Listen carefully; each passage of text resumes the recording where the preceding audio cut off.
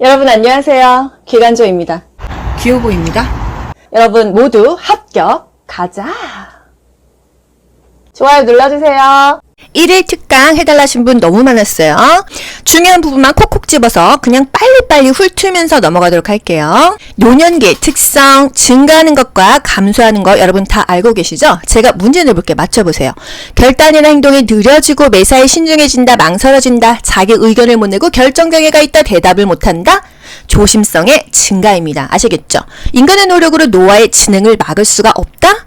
비가역적인 진행이에요. 아닐 돌아갈 수가 없다. 나 돌아갈래 한다고 나 다시 20살로 돌아갈 수 있어요? 없다는 거죠. 자신에게 익숙한 습관적인 태도나 방법만 고수하고 새로운 변화를 싫어한다. 도전적인 일을 꺼린다.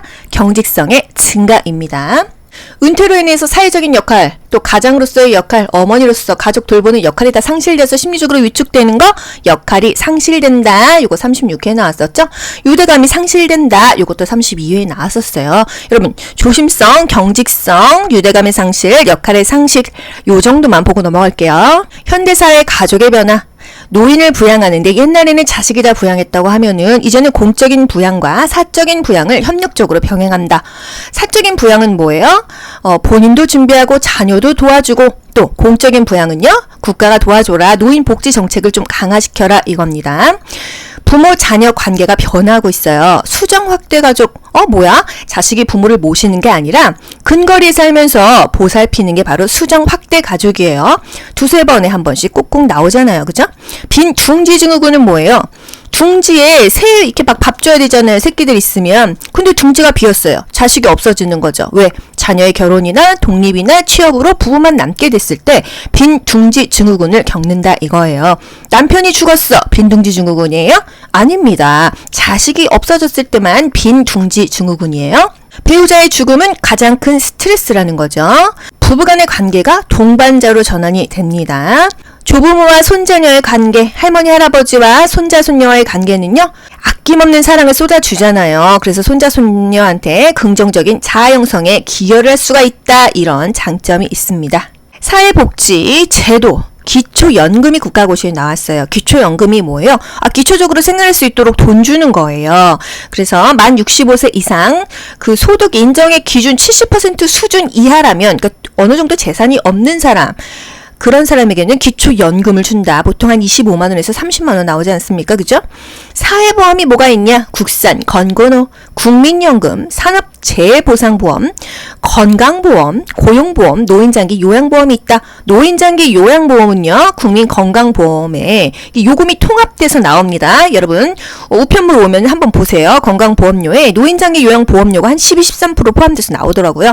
돈은 통합 징수한다. 하지만 회계는 별도로 한다. 이것도 국가고시에 나오는 포인트예요. 노인장기 요양보험 제도의 목적은 뭐예요? 불편한 사람들, 또 신체 활동이 어려운 사람들에게 지원을 해준다. 일상생활이 어려운 노인의 어느 정도의 삶의 질을 보장해준다. 이것입니다. 노인 복지의 원칙이 있어요. 이거 안 해도 될까 했는데 또 국가고시에 3번에 한 번은 나오니까 간단하게 짚고 넘어갈게요. 일을 하거나 소득이 있어야 된다. 독립의 원칙. 돈이 있어야 독립적인 삶을 영위할 수가 있으니까요. 노인들 꼭 돈 벌지 않아도 자원봉사라도 해라. 그게 뭐예요? 참여의 원칙입니다. 내 기술을, 경험을 젊은 세대와 공유를 해라. 노인을 위한 보상 유형에 대해서 국가고시에서 최근에 나왔습니다. 어린이날, 노인의 날을 지정하는 거 뭐예요? 정치적인 보상이에요. 이 날짜를 지정하는 것은요. 정치적으로 나라에서 지정을 해야지만 어버이날, 노인의 날을 지정할 수가 있는 거예요. 정치적으로 해줘야지만. 65세 이상 지하철 무료죠? 공공시설이나 이용요금을 감면해 주는 것은 경제적으로 혜택을 주는 겁니다.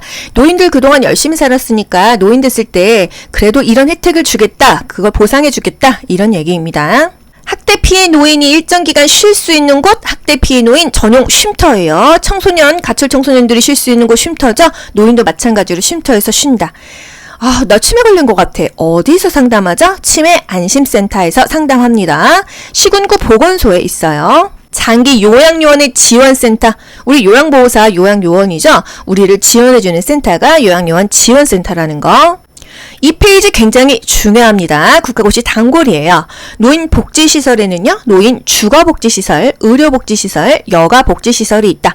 이 중에서 노인 의료복지시설 두 가지가 맨날 나옵니다. 입소자가 9명 이내이다. 이거 뭐예요? 공동생활가정, 공생이에요. 공생구 기억하세요. 노인 요양 공동생활 가정은 입소자가 9명 이내이다. 어느 정도 건강하고 활동이 되는 사람들이 공동생활 가정으로 갑니다. 친숙한 주거 여건과 급식을 제공한다. 이게 또 최근 국시에 나왔는데요. 그룹홈이라고 해서 이 가정처럼, 내 가정집처럼 생활할 수 있는 곳이에요. 노인 요양시설, 우리가 알고 있는 요양원이나 요양병원들이 되겠습니다. 입소자가 10명 이상이에요. 보통 요양원 막 100명, 뭐 140명 이렇게 있잖아요. 그게 바로 입소자 10명 이상이라는 요양시설이 되겠습니다. 노인 의료복지시설에는 네 글자가 공통으로 들어가요. 노인 요양이란 말이 들어가요. 그래서 보기에 요양자가 빠져 있으면 안 됩니다. 아시겠죠? 노인 요양시설, 노인 요양 공동생활 가정이 바로 노인 의료복지시설이라는 거예요. 재가 노인복지시설 있을 집가입니다. 집에 있으면서 서비스를 받는 게 재가 노인복지시설이에요. 노인이 집에 있으면서 서비스를 받으니까 굉장히 좋죠. 방문 요양, 방문 목욕, 주야간 보호, 단기 보호, 그 밖의 서비스는 뭐예요? 기타 재가급여, 복지용구를 대여하는 것. 이것도 국가고시에 나오잖아요. 그죠? 방문 요양. 우리 요양보호사가 대상자 집에 가서 돌보는 게 바로 방문 요양이에요. 신체적, 정신적으로 어려움을 갖고 생활하는 노인들에게 어떤 편의를 제공하죠. 그래서 안정된 노후를 영위하도록 합니다. 주야간 보호는요? 우리가 알고 있는 노인복지센터, 데이케어 센터예요. 아침 한 9시에 가서 저녁 5시에 돌아옵니다. 거기서 버스로 이제 집까지 데리러 오고 또 데려다 주죠. 일정 시간 동안 돌봐준다고 하면은 주 야간 보호고요. 며칠 동안 맡깁니다. 자식이 해외 출장 갔어. 그랬을 땐 단기 보호에 맡기는 거예요. 일정 기간, 그래서 단기 보호예요. 기간의 기자가 단기의 기자로 넘어간다 생각하시고요. 일정 시간 9시에서 5시는요. 주야간 보호. 노인장기 요양보험 제도. 노인장기 요양보험 제도는요. 보험자가 누구고 가입자가 누구죠? 가입자는 크게 국민이고요. 보험자는 건강보험공단입니다. 공단이에요. 가입자는 국민, 보험자는 공단이다. 보험자는요, 평소에 돈을 받고 무슨 일이 있을 때 돈을 내어주는 사람들입니다. 가입자는 우리가 돈 내고 무슨 일이 있을 때 돈을 받는 사람이에요. 공단은요, 장기요양보험료와 건강보험료를 통합해서 돈 받는다고 했죠? 별도로 운영한다. 회계는 따로 한다. 이거예요. 노인 장기요양 급여 대상자 등급받으려면 어떻게 해야 돼요? 65세 이상과 65세 미만으로 나눌 수가 있는데요. 65세 이상이라면 질병명에 상관이 없어요. 거동이 불편하고 일상생활이 어렵다고 한다면 질병명 상관없이 오케이.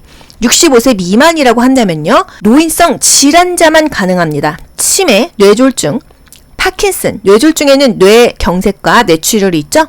이런 경우고요. 또 거동이 불편하고 일상생활이 어렵다고 한다면 65세 미만이라도 노인성 질환이면 혜택을 준다. 지금 병원에 입원 중이라면요. 건강보험공단 혜택 보고 있죠? 이때는 안 돼요. 퇴원 후에 신청해야 됩니다. 노인장기요양보험 급여 대상자이냐 아니냐 많이 물어보잖아요.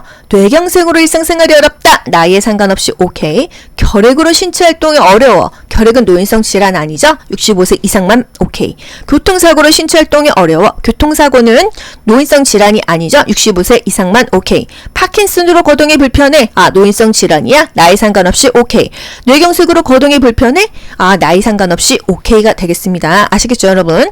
등급판정위원회에서 최종 등급을 판정한다. 여러분, 요거 국가고시용은 아닌데 한 번 더 짚어드릴게요. 제가 키를 갖고 있는데 어떤 남자가 키가 엄청 크더라고요. 실례합니다. 키가 몇 cm세요? 195cm입니다. 1등급은요, 95점 이상입니다. 발 사이즈는요, 275mm예요. 2등급은요, 75점 이상입니다. 들고 있는 농구공의 각도는요, 360도입니다. 3등급은요, 60점 이상입니다. 1등급, 2등급, 3등급까지는 암기 가능하시죠? 1등급은 95점 이상, 2등급은 75점 이상, 3등급은 60점 이상입니다. 전화번호 좀 알 수 있을까요? 451-545입니다. 4등급은 51점 이상이고요. 5등급은 45점 이상입니다. 여기까지는 다 이상이에요. 하지만 여기 미만이 하나 있죠? 인지지원 등급은 45점 미만이다. 이 얘기예요. 키 195, 신발 275, 공해각도 360도 여기까지 외우셨죠? 그리고 전적으로 도움이 필요한 자 1등급이죠? 상당 부분 도움이 필요하면 2등급이에요. 부분적으로 도움이 필요하면 3등급이고요. 일정 부분 도움이 필요하면 4등급입니다. 여러분 요거는 그냥 패스할게요. 특별 현금 급여에는 가족 요양비가 있다. 시골 외진 곳에 이렇게 무슨 시설이나 요양보호사가 없잖아요. 그때 이제 가족끼리 해주면은 그때 특별하게 현금을 준다. 이게 바로 가족 요양비라는 거예요. 장기 요양급여에 3가지가 있다. 재가급여, 시설급여, 특별 현금급여가 있다. 재가급여, 방문 요양, 방문 목욕, 취약안보호, 단기보호. 그 밖의 서비스가 뭐예요? 복지용구를 대여해 주는 게 있다 이거예요. 시설급여에는요. 의료시설 중에서는 노인 요양시설, 노인 요양 공동생활 가정이 있다. 입소자가 9명 이내라고 하면은 공생이다. 10명, 20명, 30명, 뭐 100명이라고 하면은 요양시설이라는 거. 노인 장기 요양보험 제도 등급을 받으면요. 수급자에게 인정서와 이용계획서를 나눠줍니다. 인정서에는 등급하고요. 급여의 종류, 서비스의 종류와 내용이 나와요. 이용계획서는요. 돈, 한도액이 얼마다, 본인 부담률이 얼마다, 이 서비스의 종류와 횟수와 비용이 나옵니다. 급여의 종류 똑같죠? 그쵸? 급여의 종류, 서비스의 종류가 같아요. 비용에 대한 얘기, 또 부담률, 돈 얘기가 나온다 하면은 이용계획서입니다. 표준장기 요양 이용계획서는 국민건강보험공단이 수급자에게 제공한다. 뭐 이용계획서 말고 인정서도 수급자에게 제공합니다. 수급자가 누구예요? 등급 받은 사람, 등급 신청한 사람이에요. 노인 장기 요양보험의 표준 서비스, 요양보호사가 하는 서비스에는 뭐가 있냐? 집 밖에서 하는 것과 집 안에서 하는 게 있고 대상자와 스킨십이 닿는 게 있다. 이렇게 기억할게요. 스킨십이 필요해. 우리가 구강관리하고 몸단장하고 머리 감기고 식사 돕고 체위 변경하고 화장실 이동도 오려면 다 몸이 닿죠? 신체 활동 지원 서비스입니다. 몸이 닿아야 되는 것은 신체가 닿아야 되는 거니까요. 집안일 해주는 거 일상적인 생활이에요. 생활 지원 서비스고요. 집 밖에서 하는 거 요양보호사와 대상자가 같이 외출하는 게 외출 시의 동행입니다. 은행 같이 갈 수 있겠죠. 동사무소, 뭐 관공서, 병원 외래진료 같이 갈 수 있겠죠. 이게 바로 외출 시의 동행이고요. 개인적인 활동을 도와주는 겁니다. 왜냐면 여기 신체 활동에도 활동자가 있거든요. 그래서 개인적인 활동을 도와준다고 하면은 외출 시의 동행, 또 일상 업무의 대행. 요양보호사가 혼자 나가는 거예요. 대상자가 불편해서 움직일 수 없을 수 있거든요.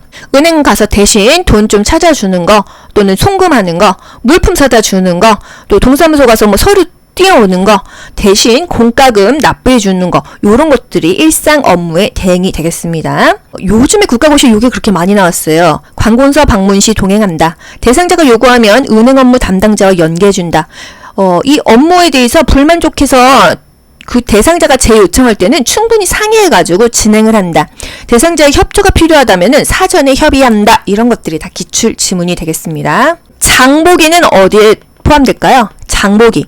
밥 해 먹으려고 장 보는 거죠? 취사에 포함됩니다. 그래서 요거는 일상 생활 지원 서비스에 포함이 되고요. 물건 사다 주는 거 있잖아요. 물품 구매는 개인적인 활동 지원 서비스입니다. 요것만 좀 비교하세요.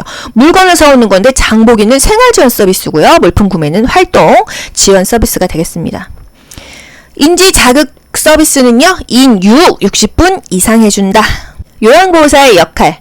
정보를 전달한다. 정보 전달자. 또 숙련된 서비스를 지원한다. 숙련된 수발자. 변화를 살핀다. 확인한다. 관찰한다. 관찰자의 역할.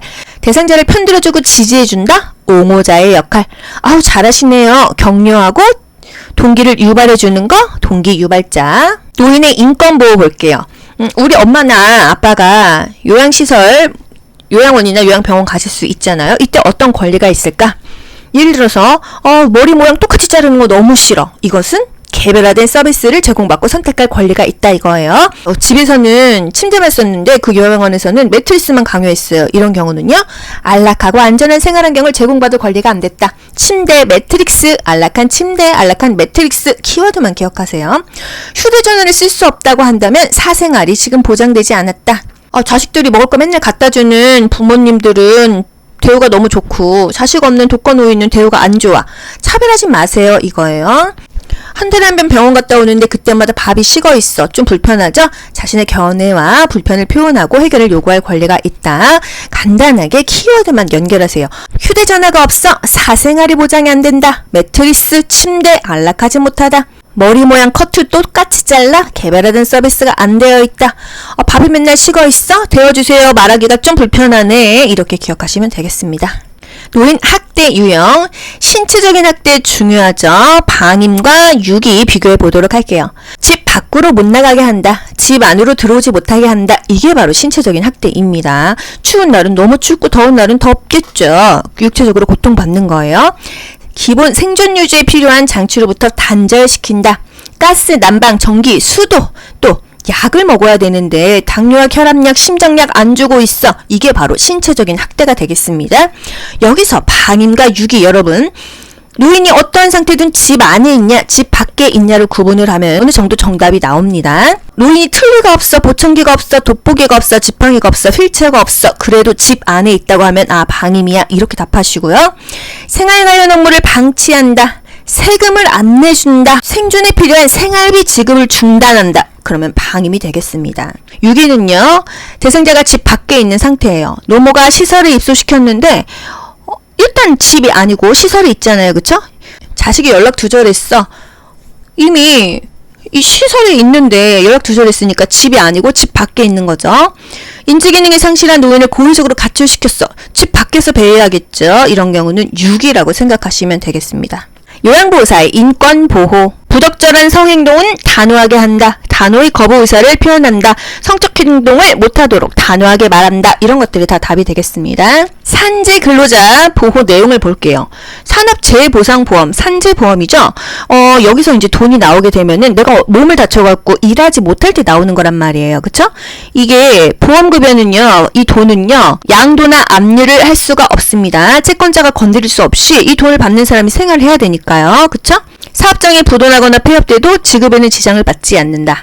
보험 이 급여, 이 돈을 받을 권리는 3년에서 5년간 유효하다는 거. 요양보호사의 직업 윤리, 두세 문제는 꼭 나옵니다.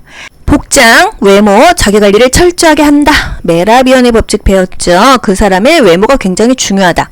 직무교육을 통해서 전문 지식과 기술을 습득한다. 업무 수행에 필요한 지식 습득한다. 기술을 지속적으로 습득을 한다. 계속 공부를 해라. 이 소리입니다. 또 방문 일정이 변경되었다면 사전에 양해 구한다. 집에 사람이 없다면 메모를 남긴다. 물론 전화도 하겠죠. 업무상 알게 된 개인정보 비밀을 유지하고 내색하지 않는다. 내 활동이 모든 요양보호사를 대표한다고 생각한다. 요양보호사 대상자의 관계는 대등한 관계임을 인식해야 된다. 요양보호사의 건강관리, 안전관리 국가고시 꼭 나옵니다. 근골격계 질환을 예방하기 위해서 스트레칭을 해라 그랬어요. 상하 좌우 균형 있게 교대로 하고요. 같은 동작은 5에서 10회 반복하고 동작과 동작 사이에는 5에서 10초 정도 쉰다. 유지만 10에서 15초로 숫자가 늘어난다고 했습니다. 일단 근골격계 질환 초기 치료 6단계, 이게 최근 국시에 나왔어요. 처음에는 휴식을 취해줘야 돼요. 그 다음에 냉찜질을 합니다. 초반에는 하루에서 3일은 냉찜질 하고요. 그 이후에는 뜨겁게 찜질을 하는 거예요. 그래서 처음에 다치자마자 물리치료 받으시면 안 돼요. 그리고 압박을 해줘라. 손상 부위를 압박함으로써 부종을 조절한다. 압박 붕대를 이용해라. 또 올려줘라. 붙지 않도록 심장보다 위쪽으로 올려줘라. 아픈 부위를 고정을 해줘라. 약물을 먹어라. 진통제나 근육이완제를 복용해라. 수근관 증후군, 이게 뭐죠? 팔렌 검사예요. 손등을 이렇게 맞대고 1분간 있었을 때 뭔가 저리고 아프다고 하면 수근관 증후군이겠구나. 자가 진단할 수 있는 법입니다. 손을 털면 더 아파요? 덜 아파요? 덜 아파요. 손을 털면 저림과 통증이 완화될 수가 있다. 요통 예방, 물건 이동 방법. 이거 진짜 국가고시에 많이 나오잖아요. 허리는 꼿꼿이 펴고 무릎은 굽혀라. 그리고 지지면을 넓혀라. 다리를 좌우로 벌리든지 앞뒤로 벌려서 지지면을 낮춰라, 넓혀라 그랬어요. 물체를요, 이 가슴과 허리 사이에서 들어야지 이게 힘이 덜 들어가고 다치지 않는다는 거. 미끄럽지 않고 평평한 바닥에서 생활한다면 근골격계 위험이 적다. 요양보호사에게 흔한 감염성 질환 5가지. 결핵, 독감, 노로바이러스, 머리니, 옴. 동시에 치료한다. 증상이 없어도 치료한다. 옴이죠. 또 독감은요, 1년마다 접종받는다. 인플루엔자가 같은 말이 독감입니다. 노로바이러스 회복이 돼도 2, 3일 있다가 요양보호 업무를 해라. 왜? 이 손으로 요리하면 그 요리 먹은 대상자도 노로바이러스 걸리니까. 요양보호사가 임신했어. 어떤 대상자 피해? 풍진, 수두 대상자를 피한다. 왜? 아기가 기형아가 되니까. 결핵 중요하죠? 결핵 대상자와 접촉했어. 요양보호소 어떻게 해야 돼요? 검사를 해야 됩니다. 그런데 검사를 하는데 보기가 다양해요. 병원이나 보건소 방문해서 감염 검사를 받는다. 요거 맞아요. 2주에서 1개월 이후에 엑스레이 검진을 통해서 감염 여부를 확인한다. 요것도 맞아요. 왜? 접촉하자마자 이게 나오지는 않거든요. 잠복기라는 게 있잖아요. 그쵸? 그래서 일정 기간 후에 감염 여부를 확인한다. 또는 2주에서 한 달 있다가 확인한다. 엑스레이 그때 찍어본다. 이게 다 맞는 말입니다. 아시겠죠? 결핵은 호흡기 질환이에요. 그래서 2급 감염병이거든요. 물건은 함께 써도 된다 이거예요. 접촉 감염병이 아니니까. 하지만 마스크는 써야겠죠. 또 결핵균은 햇빛에 약해서 햇빛을 쬐면 몇 분 있다 죽는다. 그걸 우리 교재에서는 직사광선을 쬐면 수분 내에 죽는다. 그래서 일광소독해라. 햇빛에 쬐어라 그랬습니다. 결핵은요, 낮에는 열이 나고 밤에는 식은땀이 납니다. 체중 감소가 특징이에요. 2주 이상 기침을 하신 분들 혹시 이 영상 보시는 분들 중에서 병원 가보세요. 제가 예전에 기침을 너무 많이 해서 이비인후과 갔어요. 기침 얼마나 했어요? 2주 넘었어요? 네, 2주 넘은 것 같아요, 선생님. 아, 그러면 결핵일 수 있으니까 폐 엑스레이 한번 찍어보고 오세요. 이러더라고요. 그래서 정형외과 가서 폐 엑스레이 찍었는데 거기에는 딱히 나오는 게 없었는데 기침이 계속 나서 결국은 CT를 찍었어요. 근데 CT도 멀쩡했어요. 알고 보니까 역류성 식도염이었어요. 그래서 2주 이상 기침이 나면은 의학적으로는 결핵을 의심하고 폐 엑스레이를 찍습니다. 눈성 질환의 특징. 미각이 둔화됩니다. 단짠을 못 느껴요. 단맛, 짠맛을 못 느끼니까 설탕과 소금을 엄청나게 집어넣으니까 음식이 짜고 달아집니다. 하지만 인생의 쓴맛과 신맛은 잘 느껴요. 쓴맛과 신맛을 잘 느끼니까 음식이 아우 왜 이렇게 쓰냐? 왜 이렇게 시냐? 이 입맛이 없다고 합니다. 탈과 위액의 분비가 감소, 침도 안 나오고 위산도 안 나와요. 소화 잘 안 되겠죠? 지방의 흡수력이 떨어집니다. 그래서 나이 먹으면 지방을 조금 먹어라 하죠. 췌장에서 호르몬 분비가 감소된다. 인슐린이라고 해서요. 포도당을 분해시키는 효소인데요. 이게 당 내성이 떨어져서 당뇨병에 걸리기가 쉽다. 포도당을 분해하는 성질이 떨어져. 분해를 안 하니까 당이 높아. 그래서 당뇨병에 걸리기 쉽다는 얘기예요. 간 기능이 떨어지니까 약물의 대사나 제거 능력이 저하된다. 우리 술 먹고 나면 다음날 해독을 어디서 하죠? 간에서 하죠. 해독 능력도 저하되고 안 좋은 것들이 빠져나가는 게 오래 걸린다. 소화기계 질환 볼게요. 탈과 위액의 분비가 감소되고 위액의 산도가 저하된다. 지방의 흡수력이 감소된다. 위궤양, 헬리코박터균 하면은 위궤양입니다. 국시 나왔었죠? 설사하면은요, 수분을 먹여라. 변비라고 한다면 섬유수를 많이 먹이고 물을 많이 먹였는데 마약성 진통제가 변비를 유발하는 약물이다 했습니다. 마약성 진통제, 병원에서 수술했어요. 예를 들어서 무릎 연골 수술했어요. 엄청 아프거든요. 마약성 진통제를 좀 장기 복용합니다. 그러면 변비가 옵니다. 변비를 유발하는 약물은 마약성 진통제라는 거. 호흡기계 변화. 일단 기침 반사가 저하됩니다. 우리가 기침하면은 살이 들린 것도 빠지고요. 뭔가 안 좋은 것들이 이 기침으로 나옵니다. 하지만 이게 저하되면은 이 안에 뭔가 분비물이 쌓이겠죠. 섬모 운동이 감소된다. 우리 이 코에 털 있어요. 이게 유해한 물질들을 차단해주는 필터 역할을 하는데 몸에서 나쁜 것을 막아주는 이런 필터링이 안 된다는 것은 안 좋은 거예요. 감염이 더 쉽게 된다는 거죠. 알레르기 증상하면은 천식이에요. 천식하면 알레르기를 일으키는 원인 물질로부터 도망가야 된다 해서 회피요법입니다. 침구류를 먼지나 찐득이를 없애기 위해서 뜨거운 물을 세탁한다. 왜? 그래야 기침 안 나니까. 폐결핵. 항결핵제를 복용하고 있다. 결핵 걸렸어. 항결핵제 먹죠? 주기적으로 간 기능 검사와 객담 검사를 하면서 복용하래요. 왜? 결핵약이 한 주먹씩 됩니다. 최소한 6개월에서 2년씩 장기간 복용해야 되거든요. 그럼 간이 상할 수 있어요. 그래서 주기적으로 간 기능 검사, 또 객담 검사를 하라 이거예요. 심혈관계 질환. 고혈압이 있습니다. 고혈압 가장 중요한 거 저염 저지방 시기를 해라. 증상이 없어도 약을 꾸준히 복용해라. 혈압이 조절되어도 계속 복용해라. 이론상은 사실 이런데요. 고혈압 약 드시는 분들 중에 갑자기 너무 기운 없고 혈압 뚝뚝 떨어지시는 분들은 그 약 주는 병원을 가셔야 돼요. 그럼 선생님이 약 3일만 끊었다가 와라. 이런 식으로 실제로 말하시거든요. 이론적으로는 무조건 약 끊지 말아라 하는데 혈압이 뚝뚝 떨어지는데 혈압 떨어뜨리는 고혈압 약 계속 먹을 수는 없거든요. 그래서 여러분 이제 혈압을 좀 수시로 재는데 특히나 고혈압 약 드시는 분들은 집에 자동 혈압계 하나씩 놓고 재세요. 그래서 혈압이 너무 떨어지고 어지럽고 현기증 나 이럴 때는요 병원 가셔야 됩니다. 심장의 수축력이 좋아. 펌핑하는 능력, 심장에서 피를 쭉 짜주는 능력이 저하되면 어떻게 돼요? 원활하게 이렇게 돌아가지가 않겠죠. 심부전이에요. 지방이 축적되어 콜레스테롤이 과다되어 하면은 동맥경화증입니다. 아시겠죠? 심혈관계 특성. 심장 근육 얇아질까요? 두꺼워질까요? 두꺼워집니다. 두꺼워져서 둔해진다. 탄력성이 떨어진다.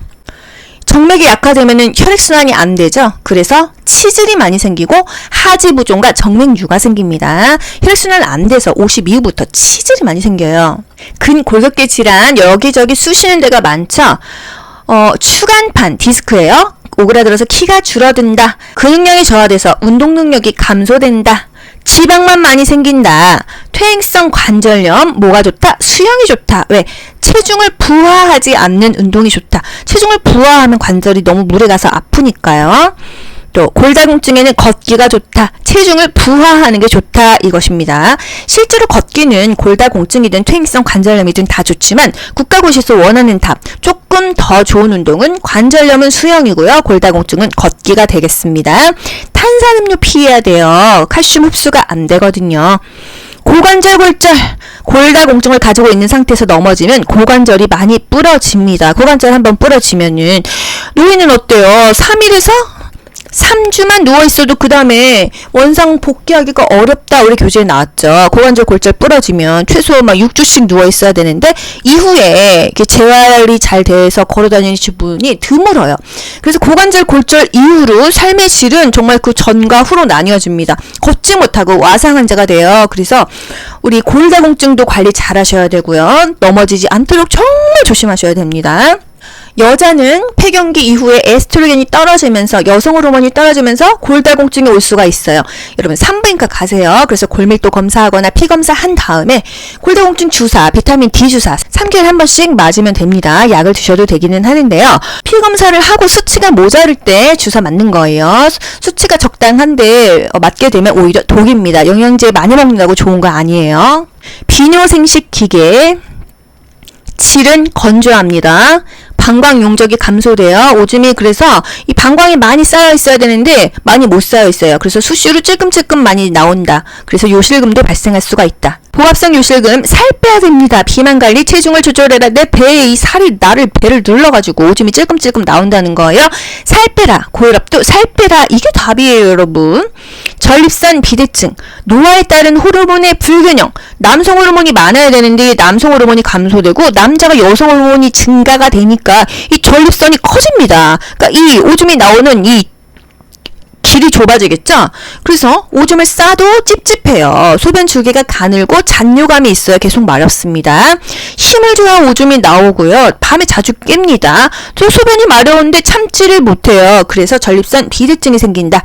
노화에 따른 호르몬의 불균형 때문에 생긴다는 거예요. 피부계 질환. 입과 뺨에 털이 증가하고 피하 지방이 감소한다. 털 쓸데없는 거 막 얼굴에 왜 생깁니까? 안 좋은 게 늘어난다. 욕창에 단계가 있어요.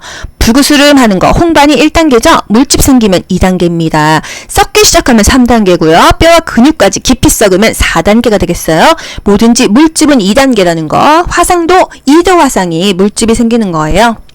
욕창 초기에요. 미지근한 물로 찜질해줍니다. 미지근한 바람으로 건조시켜주고요. 욕창 부위를 이렇게 톡톡톡톡 마사지하고 두들겨줍니다. 춥지 않는다고 하면은 30분 정도 햇볕 쐬주고요. 파스 절대 붙이지 않아요. 2시간마다 체위 변경해주고요. 영양 부족으로 삐쩍 마른 대상자가 욕창이 더 잘 생겨요. 아시죠? 피부가 너무 종이짝처럼 얇아가지고요. 잡아 끌거나 했을 때 피부가 벗겨지면 욕창 생기니까 절대로 체위 변경할 때 잡아 끈다 이러면 다 틀리는 거예요. 아시겠죠? 피부가 건조합니다. 피부가 굉장히 얇고 쪼글쪼글하기 때문에 보습제를 충분히 발라줘야 돼요. 대상포진, 타는 듯한 느낌, 자결감을 포함한 발진과 수포가 생긴다. 우리 몸에 보이지 않는 이 등 부분에 이 브레이지어 라인에도 많이 생기는데 띠가 이렇게 쌍으로 생기는 게 아니고요. 한쪽만 많이 생깁니다. 그리고 허벅지에 생기기도 하고요. 이 얼굴에 생기기도 합니다, 여러분. 그래서 그냥 허리가 너무 아파. 그냥 이 신경통인가? 나 그냥 디스크인가? 이게 아니라 대상포진일 수도 있어요. 저희 동견이 중에서도 허리가 끊어질 것 같다고 2, 3일을 앓다가 알고 보니까 대상포진이더라고요. 그래서 대상포진은 초기에 빨리 어디로? 피부과로 가셔야 돼요, 여러분. 피부과. 동네 다니는 그 의원으로 가지 마세요. 피부과로 가서 빨리 그 약도 먹고 바르는 약도 발라야 됩니다. 그리고 이게 컨디션 면역력과 너무 연결되어 있는 질병이다 보니까 초기에 수액을 맞는 것도 큰 도움이 돼요. 초창기에 안 잡으면 두고두고 계속 고생을 합니다. 대상포진 예방주사가요. 여러분 병원에서 막 한 17만 원씩 하는데요. 이게 컨디션이 너무 안 좋으신 분이 맞게 되면은 이걸 주사를 맞고 걸리는 경우가 많아요. 컨디션이 좋을 때 맞으십시오. 동시에 치료한다 그러면 오미죠. 신경계 질환, 치매, 뇌졸중, 파킨슨이 있다. 급격하게 온다 하면은 선망이었어요. 그죠? 치매 초기에는요, 독립적인 생활이 가능한데 단기 기억력이 좋아돼요. 옛날 일, 몇십 년 전, 장기 기억은 기억하는데 최근 일을 기억을 못한다는 거. 중기에는요, 사물에 대한 이름을 잊어먹습니다. 그래서 자꾸 말을 더듬어요. 그 연예인 걔 누구였더라, 그거? 그 핸드폰 이름이 생각 안 나가지고 막 헤매요. 이름이 생각이 안 나서. 그래서 이름표를 부착해준다. 말기에는요, 그나마도 말할 수 있는 게 없고, 따라하기도 어려워요. 뭐, 앵무새처럼 말을 그대로 따라한다? 따라라도 하면 좋은데, 따라하기도 어렵습니다. 그래서, 할 수가 없어서 아무 말도 못하게 돼서, 결국은 정말 무언증, 말을 못합니다. 그냥 눈만 깜빡깜빡 하게 됐거든요. 이 치매의 말기예요. 뇌졸중 너무 중요하죠? 뇌졸중은요, 뇌경색, 막히는 거, 뇌출혈, 혈관이 터지는 거 두 가지가 있습니다. 일단, 말을 잘 못해요. 갑자기 말을 못하고요. 이렇게 균형을 못 잡는 경우에는 빨리 119 타고 응급실 가셔야 됩니다. 그래서 뭔가 막힌 것 같으면은 병원에서 이 혈관 뚫어주는 약을 주사해요. 보통 언어장애, 연화곤란, 삼키지 못한다, 어지럼증, 의식장애 이런 증상들이 있습니다. 뇌로 혈액 공급이 막히거나 터져서 발생한다. 막히는 거 뇌경색, 터지는 거 뇌출혈이에요. 손해 손상, 뇌졸중 환자의 증상, 손해가 망가졌다, 균형 감각이 떨어진다, 운동실조증이죠. 손해에 뇌졸중이 발생하면은 술 취한 사람처럼 비틀거리고 한쪽으로 자꾸 쓰러져요. 이럴 경우에는 서서 샤워하다가 팍 쓰러지면 머리 다치죠. 그래서 욕조에 눕혀서 목욕을 한다까지도 다 답이 됩니다. 파킨슨, 신경 전달 물질인 도파민이 부족해가지고서는 생깁니다. 근육이 경직되고요. 안정시에 덜덜덜덜 떨립니다. 그래서 이 대상자가 입에다가 약을 넣으려고 하는데 막 알약을 뚝뚝 떨어뜨리죠. 요양보호사가 파킨슨 환자 입안에 알약을 넣어준다. 이것까지가 다 국가고시에서 원하는 답이에요. 감각기계, 시각, 청각, 후각, 미각. 일단 녹내장과 백내장이 국가고시 계속 나오고 있잖아요. 혼탁하다, 뿌옇다 하면은 백내장이에요. 안압이 상승한다, 안구에 통증이 있다 하면은 녹내장입니다. 난청, 귀가 안 들려 눈을 보면서 정면으로 얘기합니다. 보청기의 입력은 크게, 입 크. 뇌분비계의 특성. 공복 시에 혈당이 상승해요. 굶고 있는데 혈당이 높아진다는 거죠. 포도당 대사 능력이 감소하니까, 또 기초 대사량이 감소하니까 아무래도 당뇨병에 걸릴 수 있는 확률이 높다는 거예요. 인슐린에 대한 민감성이 감소할까요? 증가할까요? 인민감, 인슐린에 대한 민감성이 감소합니다. 뭐 전전국시 나왔었잖아요. 그쵸? 약물에 대한 반응은 민감하죠. 둔감하지 않아요. 인슐린에 대한 민감성이 감소해요. 인슐린에 대해서 민감해야지. 인슐린은 혈당을 떨어뜨리는 호르몬이거든요. 그런데 둔감하니까 혈당을 안 떨어뜨려. 혈당이 올라가. 그래서 내분비계적으로 당뇨병이 생길 수가 있다는 거. 당뇨병 중요합니다. 인슐린이 제대로 공급되지 못해서 소변에 당이 섞여 나온다. 다음다식 다갈 단요의 증상이 있다. 소변 배설량이 증가한다. 오줌도 많이 나오고요. 많이 먹고 많이 마시고 그렇습니다. 계속 목말라 합니다. 인민감, 인슐린에 대한 민감성이 감소한다. 당뇨병 환자 운동 언제 하냐? 밥 먹고 30분이나 1시간 뒤에 30분 이상 운동한다. 이때 밥 먹고 당이 올라가니까 이때 운동해라 이거예요. 심리 정신계 질환, 우울증과 선망이 있습니다. 급격하게 발생한다. 호전과 악화가 반복된다. 집중력이 떨어지고 갑자기 진행된다 하면은 선망입니다. 좋아지기도 하고 또 덜 좋아지기도 합니다. 치매랑 연결되기도 하죠. 우울증은요, 말하지 않는다. 자살 위험이 증가한다. 햇빛을 받아라. 또 머리가 아파요. 소화가 안 돼요. 이런 신체 증상을 호소한다면 우울증일 수도 있다는 거예요. 영양관리. 칼슘은요, 뭐랑 먹어라? 칼슘은 비타민 D랑 먹어라. 철분제는 뭐랑 먹어라? 철 좀 들어라. C. 비타민 C 또는 오렌지 주스랑 같이 먹어라. 이거 맨날 국가고시 나오잖아요. 그죠? 이런 문제가 있었어요. 음식을 싱겁게 먹는 조리법은요, 식초, 후추, 파, 마늘과 같은 향신료를 사용하래요. 식초, 겨자, 후추, 파, 마늘, 양파, 참깨 등을 사용하는 이유가 뭐였어? 입맛 돋구는 게 아니라 싱겁게 먹으라는 얘기였습니다. 수분을 제한해야 되는 질병과 수분을 많이 마셔야 되는 질병이 있어요. 일단 수분을 제한해야 되는 질병 5가지. 간, 심신, 갑부, 간경화, 심장부전, 심부전, 신장부전, 신부전입니다.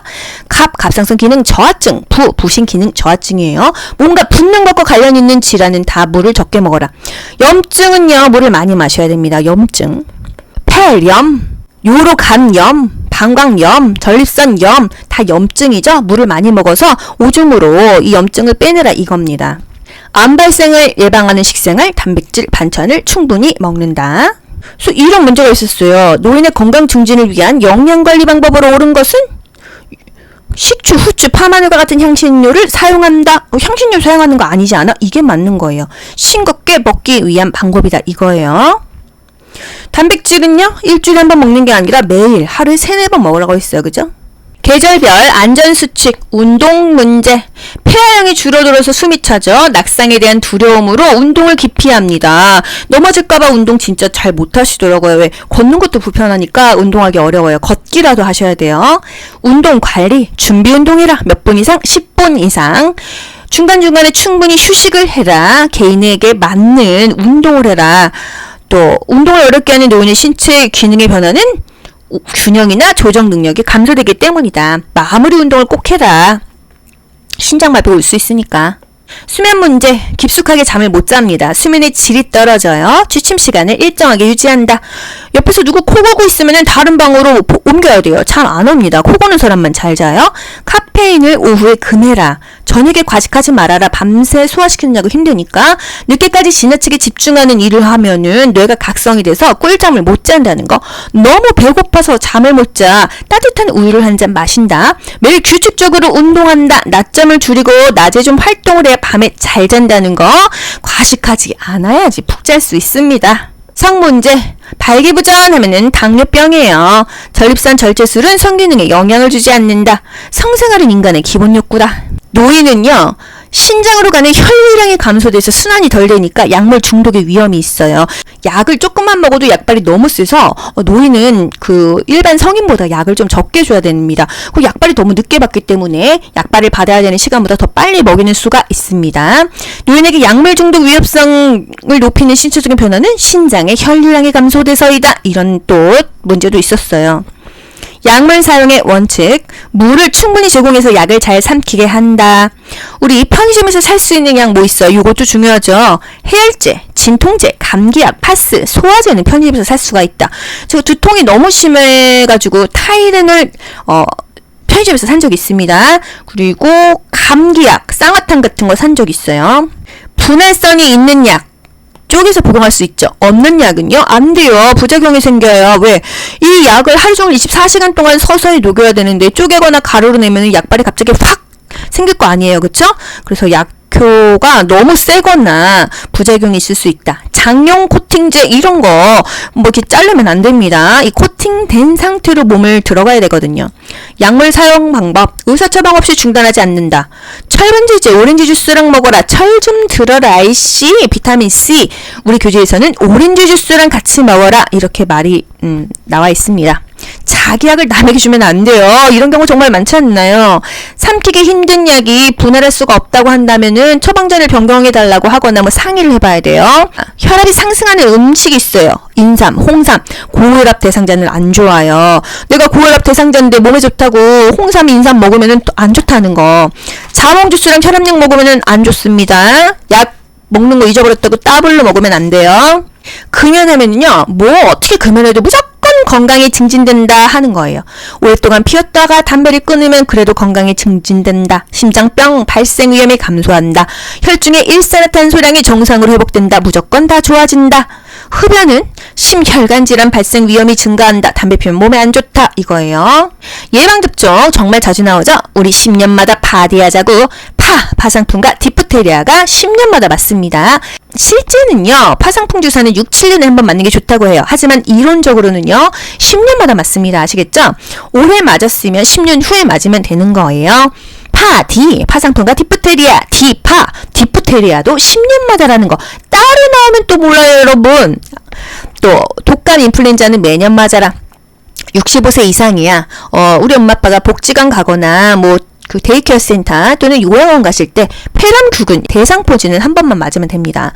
50세 이상이면은 맞을 수 있지만 65세 이상이라면 무조건 맞으라 하는 거 폐렴 주사 대상포진은 맞으라는 거예요. 인플루엔자는 매년 맞고요. 여름에 시원한 장소에서 쉬고 시원하게 물도 먹고 챙이 넓은 모자 또 항상 이렇게 물을 휴대해라. 뇌졸중 겨울에 예방하려면 실내에서 운동해라. 갑자기 찬 곳에 나가면 혈관이 수축하니까 뇌졸중 정말 많이 걸리시거든요. 조심해야 된다. 체온을 항상 유지해야 된다. 1층 가서 담배 피고 온다고 얇게 옷 입고 가서 담배 피다가 뇌졸중 올 수도 있고요. 잠깐 쓰게 버리고 와야지 이러고 얇은 옷 입고 갔다가 갑자기 혈관 수축해서 뇌졸중 오는 경우가 너무 많아요. 여러분 항상 조심해야 됩니다. 요양보호 기록의 목적. 우리가 왜 기록을 할까요? 우리가 활동했다는 거 입증할 수가 있겠죠? 나중에 문제 있으면 책임을 져야 되고요. 또 내가 그만두고 다른 요양보호사가 와도 내가 기록해놨던 것으로 이 대상자가 연속적으로 서비스를 받을 수가 있다. 표준화에 기여한다. 내가 하루 결근했어. 대신 그 나가는 뭐 시설장이나 관련자가 이걸 보고 이제 정보를 다 제공받을 수가 있다는 거예요. 업무 보고의 형식에는 구두 보고, 사면 보고, 전산망 보고가 있습니다. 구두 보고, 사면 보고 수시로 나오잖아요. 사안이 너무 급해가지고 전화로 센터장님 지금 귀여보님 집에 왔는데 이 귀여보님께서 막 이렇게 얘기하는 거 전화로 하는 거 구두 보고가 되겠습니다. 하지만 자료 보존이 필요하고 정확히 보고하고 이 내용이 복잡하다고 하면은요 서면 보고가 좋겠죠. 물론 급해서 구두 보고하고 나중에 서면으로 또 정리할 수도 있겠습니다. 전산망 보고 요양원 같은 경우는 층층이 있잖아요. 일일이 어떻게 커뮤니케이션이 안 돼요. 그럼 컴퓨터에 메신저가 있습니다. 그래서 뭐 305호 귀여보님 지금 투약하셨는데 구토하셨어요. 그래서 1시간 후에 다시 투약해야 됩니다. 이런 거 수시로 전산망으로 실시간 기록하고 확인할 수가 있습니다. 업무회의, 대상자에 관련된 회의는요. 사례회의입니다. 요양보호사들의 정보와 경험을 공유하는 것은요. 원례회의가 되겠어요. 이것만 기억하세요, 여러분. 대상자는 사례회의다. 요양보호사는 원례회의다. 사전연명 의료양서. 나 살아생전에 내 생명을 연명하지 않겠다. 내가 일부러 자살하지는 않겠지만 억지로 살리지는 않을 거야. 그래서 뭘 중단해라? 심폐소생술 하지마. 나 혈액투석 하지마. 항암제 주지마. 인공호흡기 주지마. 나 수혈 하지마. 뭐 체외 생명 유지하는 그 어떤 것도 하지마. 이거예요. 본인이 직접 작성해야지 효력이 있어요. 대상자님 어르신이 직접 작성하시는 게 원칙이에요. 하지만 통증 완화를 위한 의료행위, 물 주는 거, 산소 주는 거, 영양분 주는 거 이런 거 중단하면 죽잖아요. 위관 영양 하던 대상자 물 주고 영양분 공급하고 이런 것들은 계속된다. 진통제와 수분은 계속 공급됩니다. 끊어서 죽는 거는 죽이지는 않는다. 하지만 억지로 생명을 연장하지는 않겠다. 이겁니다. 아시겠죠? 시스템을 확인하면은 내가 이거 작성했는지 열람할 수가 있다. 임종 적응의 5단계. 3개월만 사실 수 있을 것 같습니다. 3개월이라고요? 아니에요. 저는 믿을 수가 없어요. 다른 병원 가서 다시 한번 확인해 볼래요. 왜 하필 나예요? 왜 지금이에요? 왜 이런 일이 나에게 생기는 거예요? 분노가 끓어오르겠죠. 우리 막내딸 시집 갈 때까지만 살게 해주세요. 저 내년 봄 벚꽃이라도 좀 보게 해주세요. 3개월은 너무 짧아요. 그래도 1년은 살게 해주세요. 이게 바로 타협이에요. 더 이상 말하지 않는 거예요. 우울입니다. 이제 받아들입니다. 난 지쳤다. 그냥 죽을란다. 수용이죠. 임종 적응의 5단계. 부, 분, 협, 우, 수. 부정, 분노, 타협 또는 협상, 우울, 수용. 순서를 물어보기도 하고요. 왜 하필 나야? 왜 지금이야? 이게 뭐야? 분노. 이거 물어봅니다. 우리 막내딸 시 갈 때까지만 살게 해주세요. 타협이죠? 이거 물어봅니다. 임종 대상자. 일단 죽기 직전입니다. 상체의 머리를 좀 높여줘요. 그래야 호흡이 되니까. 호흡이 안 될 때는 상체를 높여주잖아요. 맥박수가 떨어집니다. 혈압도 떨어져요. 소변량도 감소돼요. 이걸 핀뇨라고 합니다. 기저귀를 채워주죠. 실금할 수 있으니까요. 이거 음식 드셔야 돼요. 이래야 살죠. 이렇게 강요하지 않습니다. 어차피 임종이 닥쳤기 때문에 너무 억지로 먹이는 것도 고통스럽거든요. 손을 잡아주며 곁을 지켜준다. 관심을 가진다. 만나고 싶어하는 사람을 만나게 해준다. 의사결정에 참여하게 해서 자존감을 존중해준다. 종교의식 미리 물어보고 화장이 좋은지 또는 뭐 무덤에다가 해드리는 게 좋은지 납골당이 좋은지 뭐 이런 거 물어보죠. 임종이 임박한 대상자, 담요를 덮거나 보일러 온도를 올리지 이렇게 부분적인 보온을 하지 않습니다. 화상을 입을 수 있기 때문이에요. 이제 돌아가셨습니다. 그리고 나면은 얼굴색이 이제 까맣게 변하니까 그럼 너무 좀 마음도 아프고 안쓰럽잖아요. 베개를 이용해서 머리와 어깨를 올려줍니다. 조명을 차분하게 해요. 항상 화장실 조명은 환했잖아요. 임종시에는 조명을 차분하게 한다는 거. 몸이 이제 굳어버리기 전에 바른 자세를 유지해 줍니다. 눈이 감기지 않았다고 하면은 양쪽 눈 위에 거즈나 솜을 적셔가지고 올려놓고요. 소유물을 목록을 만들어 놓죠. 시트 어디까지 덮어요? 어깨까지만 덮습니다. 얼굴까지 덮으면은 안 돼요. 그런데 우리 맨날 얼굴까지 덮는 거 드라마 나왔죠. 드라마 작가 공부 좀 하세요. 어깨까지만 덮는다. 임종시에 가족이 직접 돕게 한다. 가족들이 대상자를 만날 수 있는 시간을 준다. 요양원에 계시다가 만약에 돌아가셨어요. 요즘에 면회도 안 되고 부모님 많이 못 만나 뵀잖아요. 일부러 안 가는 게 아니라 정말 그렇게 되었습니다. 가족들이 얼마나 애달고 그립겠습니까? 그쵸? 대상자를 만날 수 있는 시간을 주고 직접 다 돌볼 수 있도록 도와줘라 이거예요.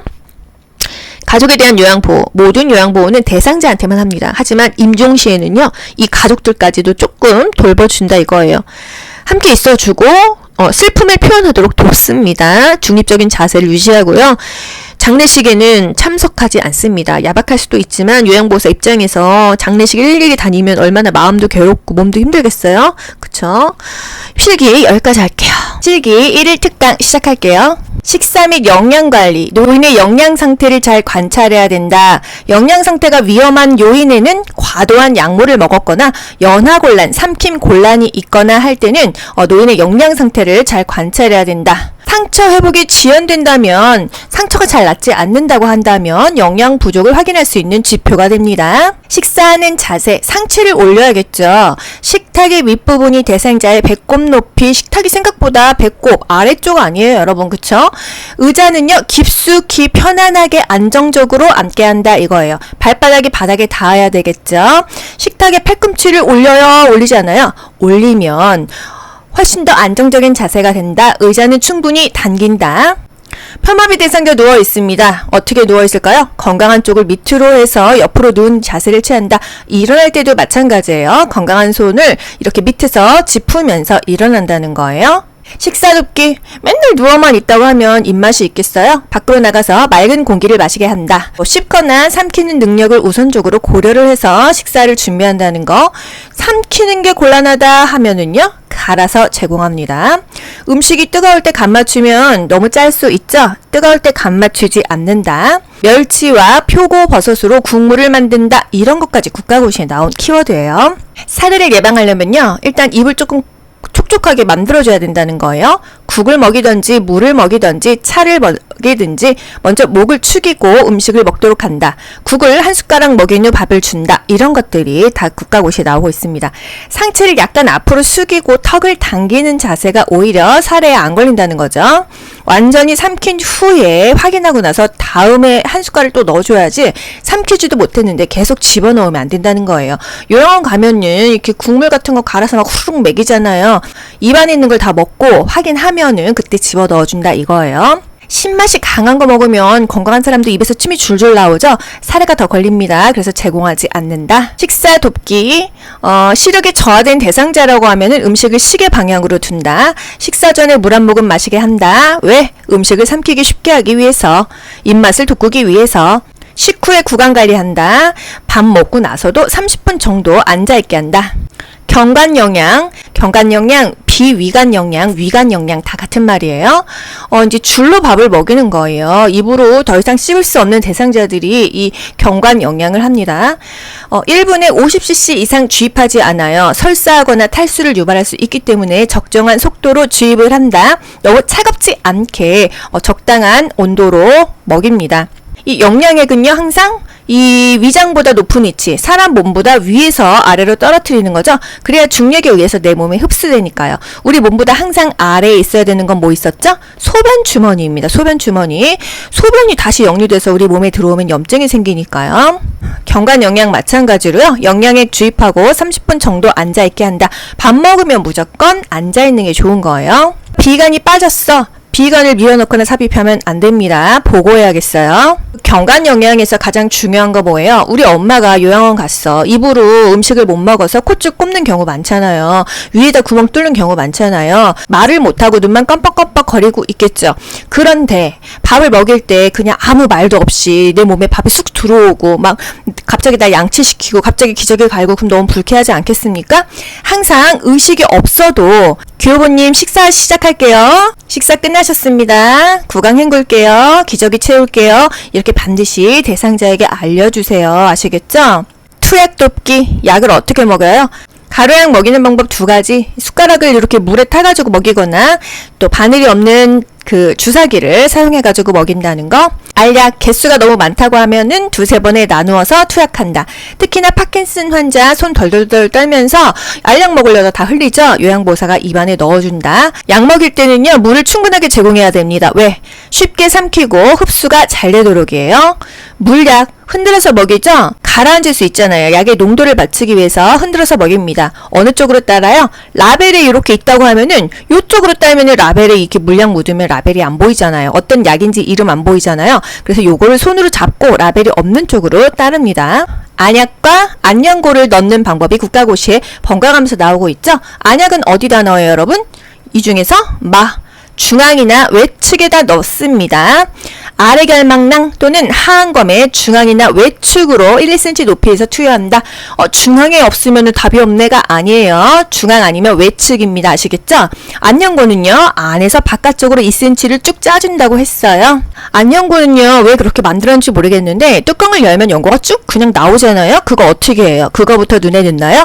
튜브에서 처음 나오는 안연고는 거즈로 닦아서 버리고 나서 깨끗한 부분을 2cm 짜주는 겁니다. 아시겠죠? 어떤 건 눌러주고 어떤 건 움직여줄까요? 안약 눌러, 안연고 움직여. 2글자, 2글자, 3글자, 3글자예요. 안약을 움직여준다 하면은 감쪽 같죠? 틀린 거예요. 안약 눌러, 안연고 움직여. 아시겠죠? 귀약은요, 어느 방향으로 잡아당길까요? 후상방입니다. 요거 국가고시에 정말 단골이잖아요. 후상방으로 잡아당긴다. 약은 항상 건조하고 서늘한 곳에 보관을 합니다. 화장실 이용 돕기 정말 중요한 거, 낙상 방지입니다. 넘어지지 않게 하는 게 가장 중요해요. 화장실 물기 때문에 넘어져서 어깨 부러지고 정말 낙상이 너무 많이 일어나는 곳입니다. 그래서 지금 부모님 연세가 좀 많으시다 또는 내가 나이가 좀 있다 하면은요, 화장실에 미끄럼 방지 이렇게 까는 뽁뽁이 같은 거 있어요. 그걸 꼭 구입하셔서 여러분 좀 번거로워도 뭐 거기 안에 또 물 묻고 하면은 또 닦기도 해야 되는데 그래도 넘어지는 것보단 낫다는 거예요. 화장실은 항상 밝게 해라. 물기가 없게 해라. 미끄럼 방지 신발을 놓던지 미끄럼 방지 깔판을 깔아라 이겁니다. 항상 변기 옆에 송잡이 설치하면 너무 좋죠. 응급벨도 있으면 좋겠죠. 대상자가 화장실을 갔습니다. 우리가 이제 문 밖에서 기다리는데 중간중간 말을 걸어서 살피거나 이제 도움이 필요한 부분만 도와주는 게 좋겠어요. 그런데 너무 좀 위험하다 하면은 문 열어놓고 볼일 보는 게 사실 가장 안전하기는 하죠. 하지만 항상 화장실은 프라이버시를 유지해줘라. 필요한 부분만 도와줘라. 앞에서 뒤로 닦아라. 요도, 질, 항문 순서로 닦아라. 항문이 맨 마지막에 닦아라 이거예요. 항문에선 똥이 나오고 똥에서는 대장균이 나옵니다. 이 대장균 있는 쪽부터 질, 요도로 닦으면 어떻게 해요? 요로 감염이 생기겠죠. 항상 항문을 맨 마지막으로 닦아라. 이게 국가고시에서 정말 중요한 포인트입니다. 대소변을 하루에도 여러 번 보잖아요. 닦을 때마다 항문을 맨 마지막으로 닦아줘야지. 정말 한두 번만 반대로 닦아도 요도질에 요로 감염이 생기기가 너무 쉬워요. 침상 배설. 내가 맨날 침대에 누워있는 것도 수치스럽고 힘든데 거기서 똥오줌을 싸게 되면 너무 수치심이 느껴지겠죠. 최대한 수치심을 느끼지 않도록 해주는 요양보호가 중요한 거예요. 일단 요양원이라고 한다면요, 커튼이나 스크린으로 가려주고요, 변기를 따뜻한 물로 데워놓고 음악을 틀어주던지 TV를 틀어주는 게 좋습니다. 공공화장실에서도요, 막 진짜 뿡뿡 소리 내면서 이게 배설하시는 분들이 있는데 좀 듣기가 힘들어요. 그쵸? 그런데 그렇게 해야 또 시원하게 나오기도 하잖아요. 그래서 좀 주변이 너무 조용하면 이 배설하기가 힘들다는 거. 침상 머리 올려야지 힘을 줄 수가 있죠. 사실 누워서 이게 똥오줌이 잘 나오나요? 평생을 앉아서 쌌는데요. 맞죠? 그래서 항상 상체를 좀 올려주는 게 좋다. 거동이 불편한 대상자 침상 배설 시 침상 머리를 쫙 올려준다. 자의를 취한다. 반자의를 취한다. 무릎 덮개로 덮어준 다음에 바지를 내린다. 배설물이 뭔가 문제가 있다고 하면 보고해야겠습니다.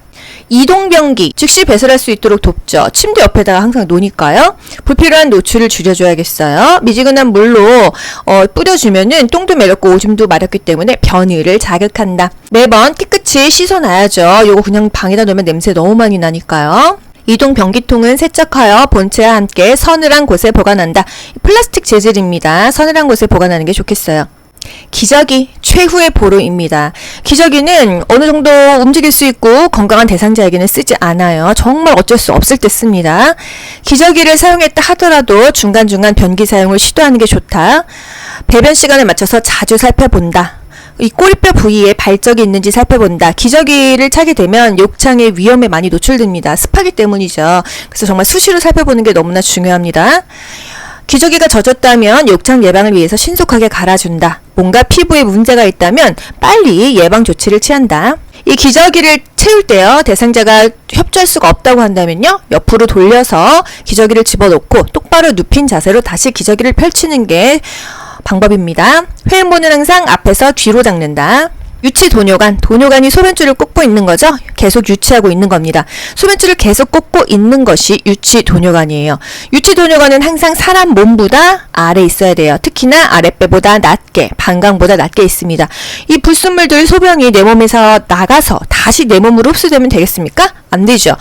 그래서 항상 내 몸보다 아래 있어야 되는 것은 소변 주머니다. 이 줄이 꼬여 있으면 오줌이 안 빠져요. 그래서 배가 팽만이 되면서 통증이 있습니다. 그래서 항상 이 줄이 꺾여 있는지 눌려 있는지 오줌이 잘 빠지는지 수시로 살펴봐야겠어요.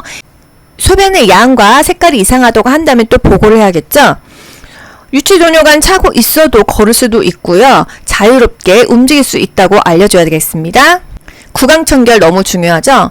아무리 경관 영양을 하더라도요, 우리 자고 일어나면 어때요? 음식 안 먹었어도 입안이 텁텁하죠. 그래서 입안을 닦아내줘야 됩니다. 치아가 없거나 뭔가 삼키지 못하고 의식이 없는 대상자, 살이 들리기 쉬운 대상자를 입안을 닦아주는데요. 일단 상체를 좀 높여주고 닦아주는 게 좋다.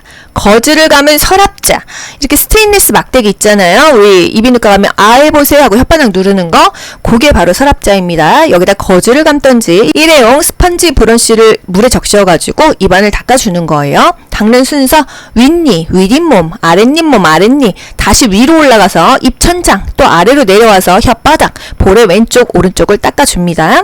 칫솔질은요, 가능한 한 앉아서 시키고요. 치약을 이 칫솔 안에다 좀 눌러줘야지 이 겉에 수북하게 쌓아놓는 것이 아니라는 거 그림으로도 문제가 나오죠. 그죠? 칫솔을 45도 각도로 치아에 대고 요렇게 잇몸에서 치아 쪽으로, 아래도 잇몸에서 치아 쪽으로, 위에서도 잇몸에서 치아 쪽으로 닦아주는 거예요. 매 식사 후 30분 이내 잠자기 전에 칫솔질을 하게 한다. 의치관리법.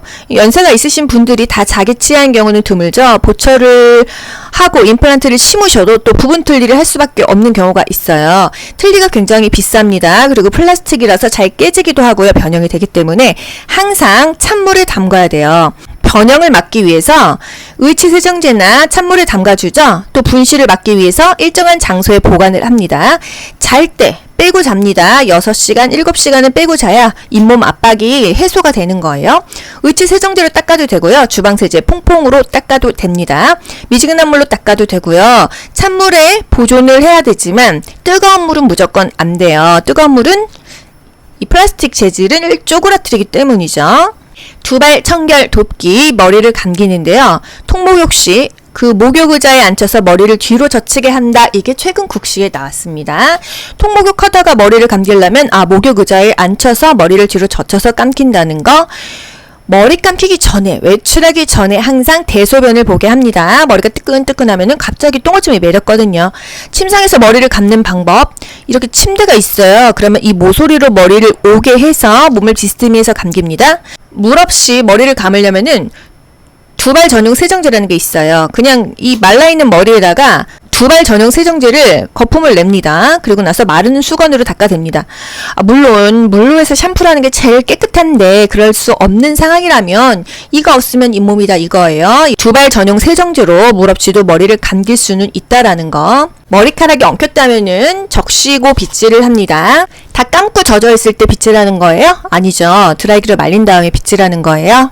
손발 청결 돕기. 발톱은 일자로 이게 맨날 국가고시에 나오잖아요. 그쵸? 특히나 당뇨병 대상자 그리고 노인 대상자들은요 발톱을 일자로 깎는다. 손톱은 둥글게 잘라도 된다. 그림으로도 나오고 글씨로도 나옵니다. 각질을 제거하기 위해서 따뜻한 물로 씻긴다. 최근 국가고시 키워드예요. 회음부 청결 돕기. 회음부가 청결해야 되는 이유는요. 방광염이나 요로 감염의 원인이 되기 때문이다.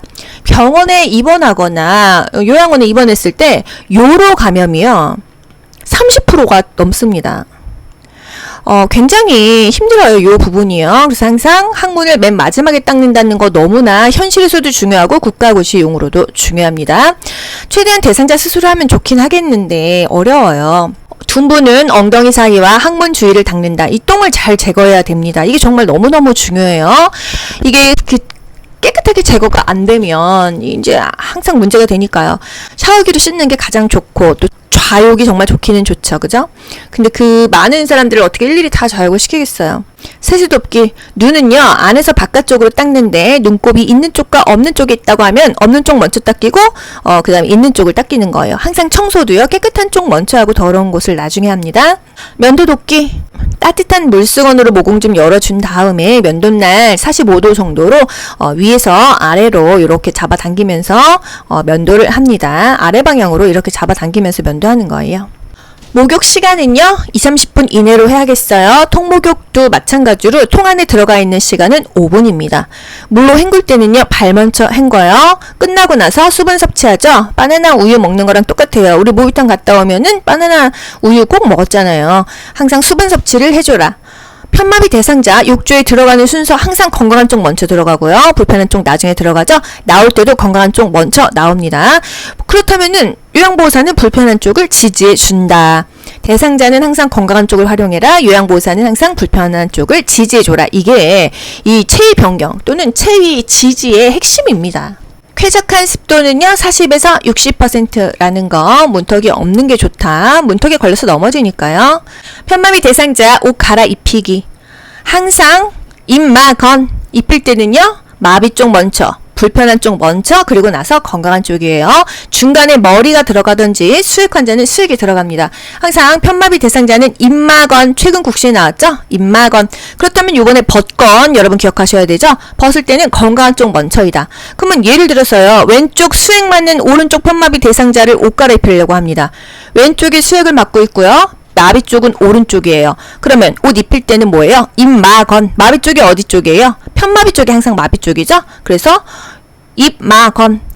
오른쪽, 왼쪽 이렇게 되는 거예요. 편마비 쪽 그리고 건강한 쪽. 중간에 수액이 들어갑니다. 머리가 들어가든지 수액이 들어가든지 입마건, 벗건 기억하세요. 체위 변경의 기본 원칙. 욕창이 있으면요. 체위 변경 횟수를 늘려야겠죠. 보통은 2시간마다 합니다. 의자에 앉아있을 때는 압력을 더 받으니까 휠체어나 의자는 1시간마다 했어요. 올바른 신체 정렬 방법 정말 국가고시 많이 나오잖아요. 어떻게 해야 힘을 잘 쓰고 근육이 다치지 않냐. 무릎을 굽히고 허리를 꼿꼿이 편다. 안녕하세요. 미스코리아 귀요보입니다. 물건을요. 몸 가까이에서 잡아야 돼요. 팔을 쭉 뻗는 게 아니라 구부리는 자세가 좋은 거예요.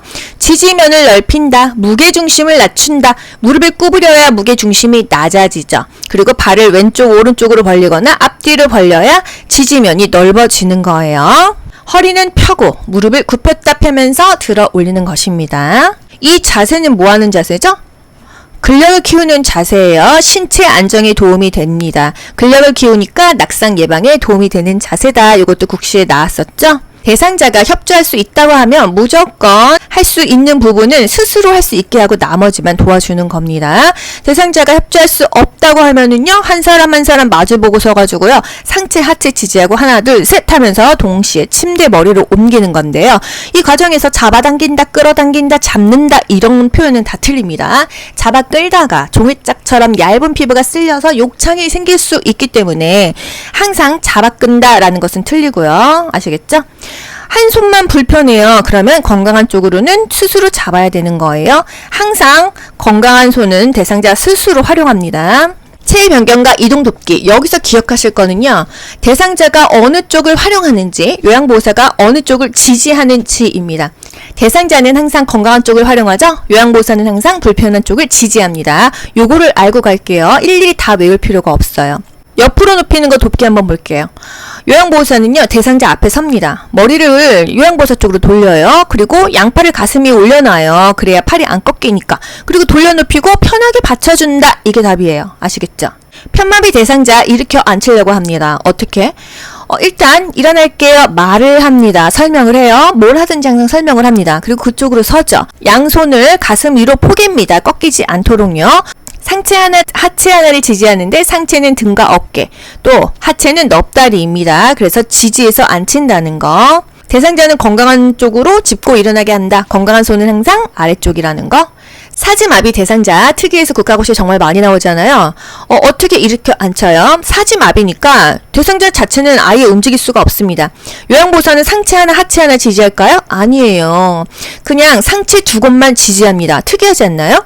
목을 못 가눠요. 목 밑에 손을 넣고요. 또 하나는 양손을 모은 어깨 밑, 요 모은 손을 받치고 일어납니다. 하체는 지지하지 않습니다. 하지만 넙다리뼈가 딱 부러질 수가 있어요. 그래서 조심스럽게 다리를 펼쳐놓고 상체 두 곳만 지지한다. 이게 바로 사지마비 대상자고요. 두 다리를 편 상태에서 무리하게 앉히면 넙다리뼈가 골절된다. 이 넙다리뼈가 국가고시에 나왔어요. 앞에서 이렇게 세울 때는요, 앞을 지지합니다. 그리고 허리를 잡아주면서 요양보호사 어깨로 대상자의 가슴을 밀쳐 일으키면서 일어나는데, 여기서 중요한 거, 대상자의 이 발끝이요, 약간 무릎 뒤쪽으로 가 있어야 돼요. 그래야 잘 일어날 수가 있다. 옆에서 일으켜 세우기는요, 요양보호사 발이 이 대상자 발 뒤에 있어요. 그리고 무릎을 짚으면서 같이 일어납니다. 옆이든 앞이든 그 부분을 지지하면서 불편한 쪽을 지지하면서 일어나는 거예요. 똑바로 누운 자세는요, 앙하입니다. 상체가 올라가야 되는 자세, 호흡곤란 시 또는 밥 먹을 때 위관 영양하고 구강 관리할 때는요, 반자리나 자리가 좋겠어요. 치기는 옆으로 누운 자세고요. 똑바로 누워있으면 이 엉덩이뼈, 천골의 욕창이 잘 생긴다는 거. 옆으로 누워있으면 이 어깨, 그리고 이 골반 쪽에 욕창이 잘 생기겠죠. 신경 써서 체외 변경을 해주세요. 휠체어 접는 순서. 남자친구가 그랬어요. 야, 이제 접자. 우리 그만 만나자. 아, 제가 사준 진짜 명품 잠바가 생각나는 거죠. 야, 잠바는 18. 잠발 18. 아직도 모르시는 분 설마 안 계시겠죠? 접는 순서예요? 펴는 순서예요? 접는 순서입니다. 휠체어 접는 순서. 잠발 18. 잠금 장치를 잠근다. 발 받침대를 접는다. 시트를 가운데를 들어 올린다. 팔걸이를 모아 접는다. 그럼 펴는 순서는요? 잠팔씨입니다. 잠팔씨. 잠발 18만 외우세요. 만약에 휠체어 잠금 장치가 고정이 안 돼. 잠금 장치 고정 안 되면 큰일 나죠. 휠체어 굴러떨어지잖아요. 뭐 확인해야 될까요? 타이어 공기압을 확인합니다. 우리가 손가락으로 눌렀을 때 0.5cm 들어가는 게 가장 좋다고 했어요. 그리고 잠금 장치 고정 볼트를 확인해야 돼요. 고정 볼트. 왜 안 잠기는지 봐야 되니까요. 바닥이 울퉁불퉁하고 문턱이 있다 하면은요, 앞바퀴를 들어 올렸었죠? 우리가 내려갈 때는요, 뒤로 돌려서 내려갔습니다. 경사로, 비탈, 가파른 길은요, 지그재그 내려갔어요. 그래야 이 속도를 줄일 수가 있으니까요. 엘리베이터 뒤로 들어가고요, 앞으로 나옵니다. 국가고시가 매번 나왔던 거잖아요. 그죠? 문턱이 있고 울퉁불퉁하다면은요, 앞바퀴를 들어 올려. 내려갈 때 뒤로 돌려. 또 경비가 지그재그, 경사로, 비탈, 가파른 길은 지그재그 스키 타듯이 지그재그 가야지만 속력이 준다는 거. 침대에서 휠체어로 갈 때 어떻게 해요? 휠체어를 일단 이 사선으로 듭니다. 30에서 45도 간격. 그리고 잠금 장치로 요거 고정시키죠. 그리고 대상자 마비된 쪽 지지하면서 이 건강한 쪽으로 휠체어 잡으세요 해가지고 이동하는 거예요. 그쵸? 바닥에서 휠체어 또는 휠체어에서 바닥으로 가는 거 두 곳 다 상체만 지지합니다. 사지마비 대상자 상체 두 곳 지지했죠? 이 휠체어도 마찬가지예요. 이 바닥에서 휠체어로 올라가려면은요, 일단 잠금 장치는 항상 첫 번째로 잠궈줘야 돼요. 대상자가 이렇게 휠체어 쪽으로 올라가야 될 거 아니에요. 건강한 손으로 잡게 합니다. 상체, 허리, 어깨를 지지해 주고요. 앉혀주는 거예요. 내릴 때도 마찬가지예요.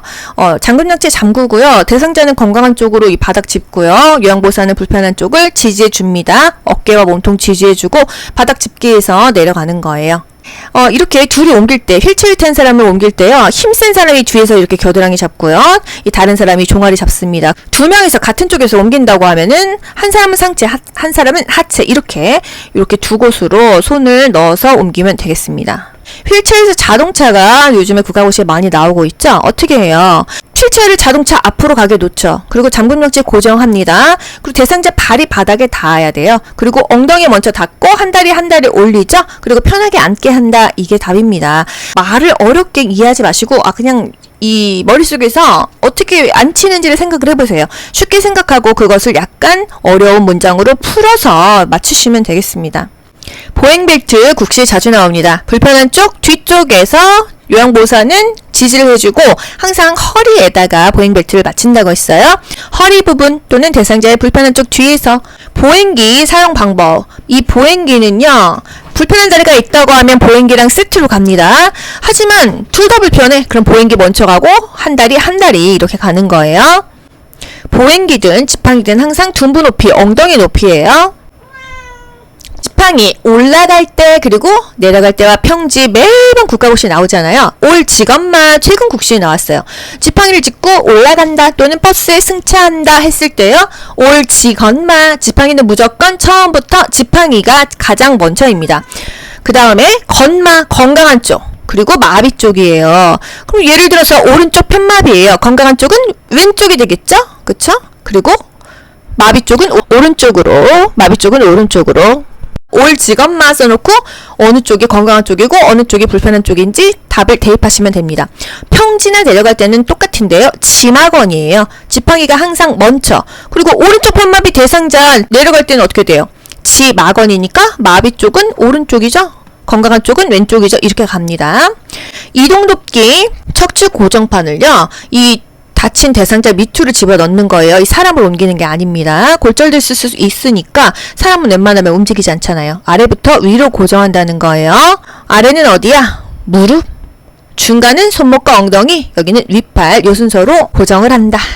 분비물 처리 방법. 배설물 처리 후에는 이렇게 장갑을 꼈더라도 물과 비누로 손을 씻어야 됩니다. 분비물 처리할 때 반드시 장갑을 착용해야 돼요. 흡인 물품 관리 국가고시에 많이 나오죠? 이게 이제 카테타예요. 고무관인데 가래나 분비물을 제거해 주는 기능을 합니다. 보통은 일회용을 많이 쓰는데요.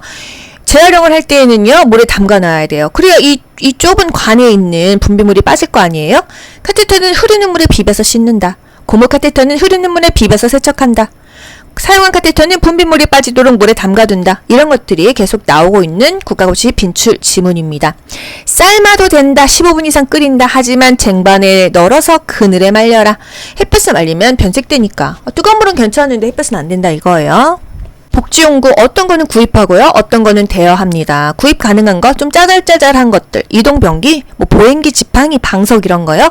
대여 가능한 거, 큰 거, 비싼 거요. 침대, 휠체어 이 정도입니다. 욕창 예방 매트릭스. 이거 공기압을 어떻게 확인할까요? 엉덩이 밑에 손을 넣어서 매트리스 공기압을 확인한다. 실버카, 보행기. 요게 뭐가 중요해요? 어느 정도 균형 감각이 있고 보행 능력이 있는 대상자가 실버카를 끌고 다닙니다.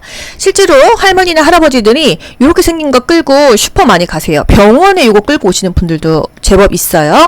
균형을 어느 정도 잡아야 됩니다. 너무 균형 못 잡으면 이거 쥐집히거든요. 이게 복지용구라는 거예요. 이동변기, 간이변기.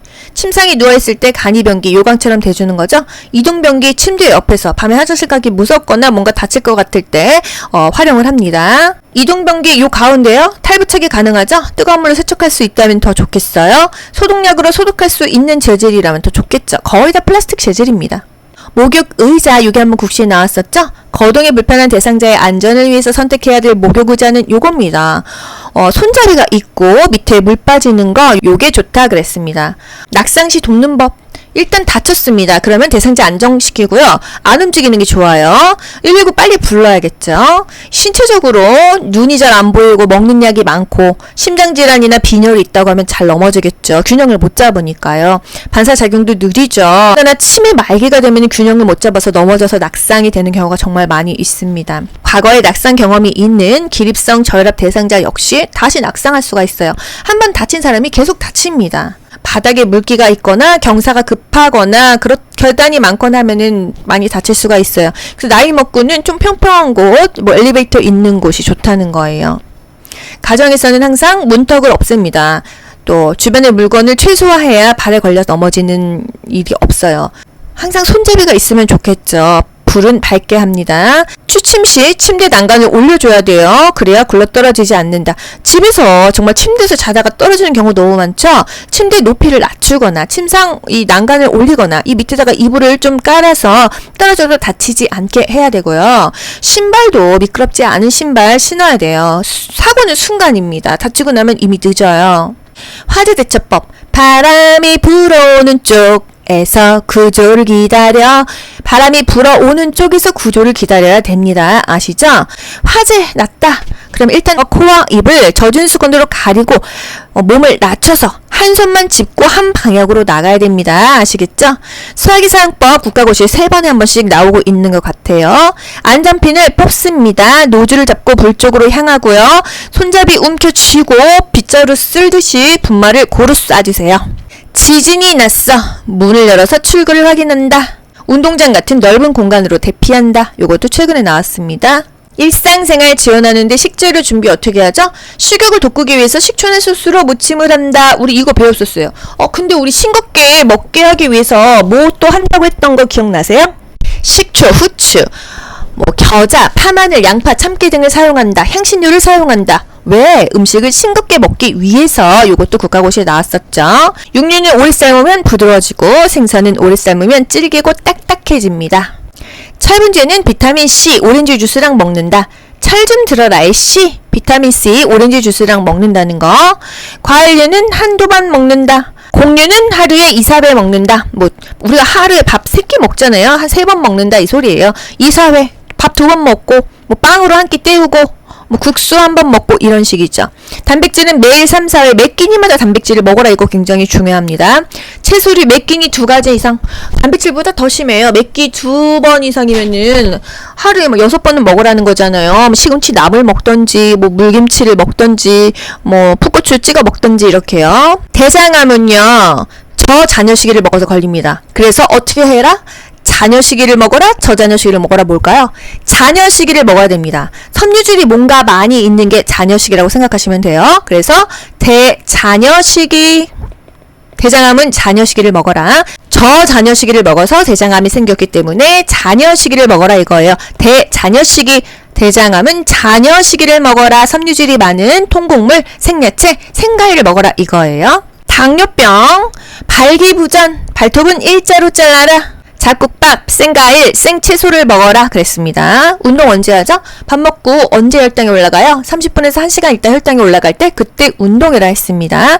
당뇨병의 증상, 다음, 다식, 다갈, 다뇨 요런 증상이 있었어요. 고혈압 대상자, 혈압이 조절되어도 계속 복용해라. 증상이 없어도 약을 먹어라. 꾸준히 복용해라. 저염, 저지방 시기를 먹어라 했습니다. 그렇다면 어떤 게 저염, 저지방 시기야? 저지방 유제품을 먹게 한다? 저지방이니까 맞아요. 현미밥, 잡곡밥, 두부, 달걀찜, 야채찜 먹는다. 저염식품, 카레가루를 입혀 구운 삼치. 이게 제가 본 35회 국가고시에 나왔었거든요. 카레가루 짠 거 아니야? 그게 아니라요. 이 보기 중에서는 가장 근접한 답이었습니다. 구운 삼치. 소금 안 넣었다 이거죠. 카레가루가 몸에 좋다고 합니다. 칼륨을 충분히 섭취한다. 칼륨이 몸에 있는 염분을 빼내주는 그런 작용을 한대요. 고구마, 바나나, 우유, 시금치 이런 게 고혈압에 좋다는 거. 뭔가 씹기가 불편하고 삼키는 게 불편하다고 한다면 과일을 숟가락으로 긁어서 먹이래요. 변비 대상자, 섬유소 많이 먹고 물 많이 먹는 게 좋겠죠? 녹차나 커피, 맥주는 제한합니다. 골다공증 대상자, 걷기가 좋았어요. 체중을 부하하는 운동이 좋았습니다. 칼슘 많이 먹는다. 탄산음료 줄인다. 왜? 칼슘 흡수를 방해하니까. 위생관리 볼게요. 유통기한 지난 식품 폐기해야겠죠. 녹은 거 재냉동시키지 않습니다. 조개류 신문지에 싸서 냉동 보관한다. 이거 사실 어려우신 분은 패스하세요. 보기에 나올 수도 있습니다. 여기서 좀 중요한 거, 육류는 덩어리째 보관을 해야지 세균이 안 생긴다고 합니다. 달걀, 요거 국시 한번 나왔죠? 둥근 부분을 위로 해야 돼요. 둥근 애가 떴습니다. 둥근 애는 위로 뜨죠. 둥근 부분을 위로 합니다. 비비면서 씻는 게 아니고요. 먹기 직전에, 조리 직전에 한번 물로 씻으래요. 이게 국시에 나와서 학생들이 그랬잖아요. 달걀을 씻는 거였어? 교육 아니었으면 틀릴 뻔했어. 이랬잖아요. 이 달걀에는요, 살모넬라 균이 있습니다. 그래서 물로 한번 씻어서 먹는 게 좋은데 미리 씻거나 미리 이렇게 막 비벼놓지 않아요. 왜? 이게 보호막이 제거되니까 먹을 때 한번 수돗물로 이렇게 씻어서 이제 후라이팬에 이렇게 깨시면 되겠습니다. 의복관리. 저녁 외출할 때는 밝은색 옷을 입고 형광옷 이렇게 잘 보이는 거 좋습니다. 교통사고 날 수 있으니까요. 이불은요 가벼워야겠죠. 부드럽고 보습성이 있으면 좋습니다. 그늘에서 말려야 돼요. 뭐를? 양털, 오리털 이불은요 쪼그라들 수 있기 때문이죠. 매트리스는요 최소 한 달에 한 번은 말려라. 아무리 바닥에 까는 이불이라도 한 달에 한 번은 말리던지 빨아라 이거예요. 베개는요 베개 커버만 매일 교환해 줍니다. 우리 사실 뭐 커피 연료, 커식주, 식초와 주방세제를 섞어라. 땀얼룩, 땀과주, 과탄산소다, 주방세제 이런 거 외웠는데 요거 어려우신 분들은 패스하셔도 됩니다. 국시에 그렇게 자주 나오는 빈출은 사실 아니거든요. 커피 얼룩 정도는 실생활에서 쓸 수 있으니까 커식주, 식초와 주방세제가 뭐예요? 퐁퐁하고 식초 섞어갖고 닦으라 이 얘기입니다. 땀얼룩 겨드랑이에 있을 수 있죠? 땀과주, 과탄산소다와 주방세제 퐁퐁하고 섞어라 이겁니다. 최고 국시 얘기 나왔어요. 이게 뭐냐? 약하게 짜라 아닙니까? 손으로 약하게 짜는 것도 맞고요. 국시에서 이런 보기가 있었어요. 세탁기에서는 단시간에 짜라. 그냥 이런 건 찍어 맞출 수가 있어요. 여러분 이건 뭐예요? 햇볕이 쨍쨍인데 옷걸이에 걸어라. 요거는요. 그늘이고 옷걸이에 걸어라. 요거는 햇볕 쨍쨍 뉘어서 걸어라. 요거는요. 그늘에 뉘어서 걸어라 입니다. 그림대로 읽으시면 되는 거예요. 삶을 때 뚜껑 열어요? 덮어요? 덮고 삶습니다. 세탁물이 공기층에 노출돼서 이게 상한대요. 옷감이요. 냄새가 너무 심한 옷은 어떻게 해요? 붕산수에 담갔다가요. 헹구지 말고 탈수해서 그냥 햇볕에 넣으라는 거죠. 붕산수에 담갔다가 헹구지를 말으래요.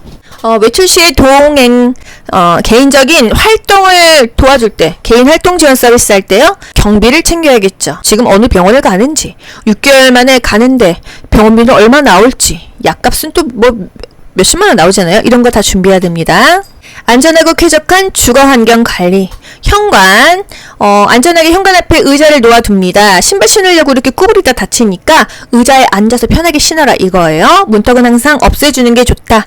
대상자의 방은 비상벨 설치하면 좋겠어요. 화장실이나 욕실 환하게 하고요. 바닥 미끄럼 방지 매트를 깔아줍니다. 계단에는요 고무 같은 거 대주면 좋습니다. 손잡이도 있어야 되겠죠. 환기, 낮 시간 동안은 2-3시간 간격으로 환기한다.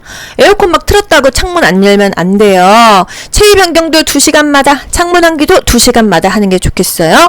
실내 온도 여름에는 22에서 25도. 에어컨 사실 25도 해놓으면 별로 안 시원하거든요. 초반에는 22도로 해놓고 조금 시간 지나서 올려도 괜찮다. 난방은요 전체 난방이 바람직하지 난로 같은 거 쪼이고 하면은 별로 안 좋습니다. 아픈 사람들은요 화상을 입을 수도 있고 전체 난방이나 담요가 더 좋다고 하네요. 야간에는 항상 조명을 켜둔다. 특히나 화장실은 밝게. 의사소통 볼게요. 의사소통에서 중요한 거 항상 눈을 맞추고 얘기하는 게 좋겠습니다. 또박또박 얘기하는 게 좋다. 나 전달법 국가고시에 많이 나오죠? 귀여보님 오늘 밥을 너무 조금 드시니까 제가 좀 마음이 안 좋네요. 내가 느끼는 바를 솔직하게 얘기하는 겁니다. 아우 걱정돼요 이거예요. 아시겠죠? 주어가 항상 내가 되어야 된다. 그래서 나 전달법은 I 메시지라고 하잖아요. 그죠? 여러분 제가 문제를 이렇게 맞춰보세요. 어떤 장애가 있는 대상자일까요? 정면에서 눈을 보면서 얘기해야 됩니다. 뭘까요? 일단 귀가 잘 안 들리면은 정면에서 얘기하는 게 좋겠습니다. 아시겠죠? 또 정면에서 얘기해야 되는 거 시각장애 대상자예요. 안 보이니까 이쪽 저쪽을 하고 말하면 더 못 알아듣잖아요. 시계 방향으로 설명하고요. 대상자 중심으로 왼쪽, 오른쪽에 있습니다. 짧은 문장으로 얘기한다? 그림판 하면은 뭘까요? 판단력이나 이해력이 부족한 사람이라 이거예요. 자극을 줄여야 된다 하면은요. 주의력 결핍 대상자이다. 요 정도요. 지금 이 시간, 지금 여기 내가 누군지 모르는 대상자 누굴까요? 진압력 장애 대상자가 되겠습니다. 회사오라고 해서 영화, 연극 본다. 어떤 여가 활동이에요? 사오라고 해서 음악회, 전시회, 사교 오락 활동이죠. 영화, 연극, 뮤지컬, 음악회, 전시회 이게 뭐예요? 사교 오락 활동이다 이거예요. 텃밭 가꾸는 거 소일 활동하는 거죠. 신문 보는 거 집에서 소일 활동하는 거예요. 나머지 다 자기 개발에 들어갑니다. 목 붙잡고 이러고 있어요. 뭐예요? 질식하고 있는 거죠. 할물 입법 해줘야 돼요. 뒤에서 요 부분이 어디죠? 명치와 배꼽의 중앙을 후상방으로 힘차게 밀어 올립니다. 의식이 있다면 이렇게 해야 되고요. 의식이 없으면 똑바로 눕힌 상태에서 똑같은 부위를 아래에서 위로 밀어 올립니다. 옆에 있는 사람은 빨리 119를 불러야겠죠. 경련하면 중요한 거 첫 번째로 기도를 유지한다 입니다. 또는 고개를 옆으로 돌린다. 두 번째로는요, 주변에 위험한 물건을 치워준다. 그래서 공간을 확보해서 다치지 않게 한다. 첫 번째 무조건 고개를 옆으로, 이게 바로 기도를 유지하는 자세고요. 두 번째, 위험한 물건을 치워서 공간을 확보한다. 이렇게 막 경련하다가 옆에 막 이 책상에 부닥치고 어디에 부닥치고 다치니까요. 항상 화상은요, 다치자마자 찬물에 빨리 담궈야 돼요. 15분 담궈주는 게 가장 좋죠. 찬물, 얼음물 좋고요. 상황이 안 되면 깨끗한 수건에 빨리 그 물을 적셔서라도 대고 있어야 되죠. 그리고 빨리 병원을 가는 게 좋은데, 수포가 생기면 이도 화상이에요. 그리고 그 주변에 장신구를 빨리 빼줘야 됩니다. 반지, 시계 이런 거요. 부어 오르면 그거 제거하려면 전기톱으로 잘라야 되거든요. 장신구는 최대한 빨리 뺀다. 요게 이제 국가고시에서 많이 나오는 포인트입니다. 골절시 움직이지 않는다. 돈 스탑! 얼음! 하는 게 가장 중요해요. 골절이 했다가 하면 움직이면 어떻게 돼요? 이 안에 뼈조각 부러진 게 막 혈관을 다 타고 돌아다니면서 잘라서 복각 골절이 되겠죠. 움직이지 않는 게 최선입니다. 뭐 능찜질, 병원으로 만약에 이송을 한다고 하면은 부목으로 고정해서 병원을 가야 됩니다. 피가 나고 있어. 심장보다 항상 위로 올려줘야 돼요. 그래야 피가 덜 나니까. 압박하는 것도 좋은 방법이죠. 그래서 다음 중 추리할 때 어떻게 하냐, 요런 그림도 국가고시에 나오잖아요. 그쵸? 약물 먹고 기절했어. 어떻게 해요? 뭐 먹었는지 어떤 약인지 알아야 병원에서도 구토를 시킬지 위세척을 할지 방법을 결정한단 말이에요. 뭘 먹었는지, 그 용기라든지, 용기가 없으면 토사물이라도 들고 가야 됩니다. 의식이 없는 사람 입에는 아무것도 주면 안 돼요. 의식이 없는데 입에다 뭐 집어넣으면 흡인성 폐렴으로 갈 수도 있고 기도가 오히려 막힌다는 거. 철 좀 들어라 이 C. 철분제는요, 오렌지 주스랑 먹는다. 비타민 C, 오렌지 주스죠. 그러면 더 흡수가 잘 된다 이거예요. 자몽 주스랑 뭐 먹으면 안 좋다? 고혈압 약 먹으면 안 좋다는 거. 약은요, 절단 내서 먹어도 돼요. 절단선 있으면 잘라 먹어도 되는데 이런 거 없으면 그냥 먹여야 돼요. 부작용 생깁니다. 심폐소생술. 심폐 기능이 멈췄어요. 몇 분 있다 뇌사 빠져요? 4에서 6분이에요. 5분만 있어도 뇌사 빠지는데 119가 5분 안에 안 오잖아요. 그래서 우리가 심폐소생술 CPR을 배우는 것입니다. 심폐소생술의 단계는요, 반도각의 인상이에요.